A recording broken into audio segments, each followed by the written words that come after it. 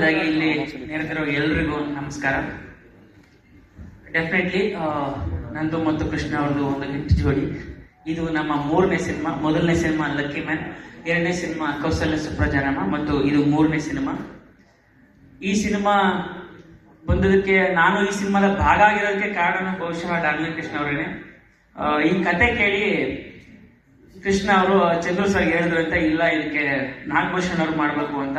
Chandru sir ಸ್ವಲ್ಪ doubtful ಇದ್ರಂತೆ, ಹೌದಾ ಅವ್ರ ಯಾಕೆ ಬೇಕು ಅಂತ.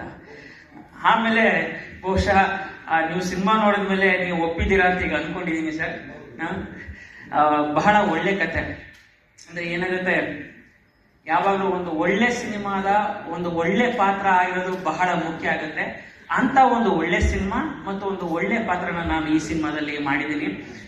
ಮುಖ್ಯವಾದ ಒಂದು ಒಳ್ಳೆ ಕತೆ ಮಾಡಿದ್ದಾರೆ ರಾಜಮೋಹನ್ ಸರ್.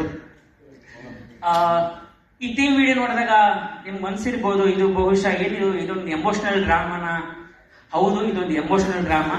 ಆದ್ರೆ ಈ ಸಿನಿಮಾದಲ್ಲಿ ಎಂಟರ್ಟೈನ್ಮೆಂಟ್ಗೆ ಯಾವುದೇ ಕೊರತೆ ಇಲ್ಲ, ಅದಕ್ಕೆ ನಾನು ಸಾಕ್ಷಿ. ಮತ್ತೆ ಈ ವರ್ಷದ ಕೊನೆ ಬಂತು. ಎಲ್ರಿಗೂ ಅಡ್ವಾನ್ಸ್ ಹ್ಯಾಪಿ ನ್ಯೂ ಇಯರ್. ನಿಮ್ಮೆಲ್ರಿಗೂ ನಮ್ಮ ಸಿನಿಮಾ ಮರಿಬಾರ್ದು ಅನ್ನೋ ಒಂದೇ ಕಾರಣಕ್ಕೆ ಈ ಇವೆಂಟ್ ನ ಇಟ್ಕೊಂಡಿದ್ದಾರೆ ಚಂದ್ರು ಸರ್.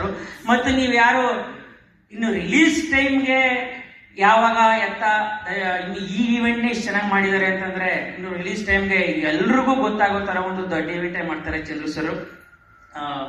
ಇಷ್ಟು ಹೇಳಿ ನಾನು ಮಾತು ಮುಗಿಸ್ತೇನೆ, ಹೇಳೋದೇನಿಲ್ಲ.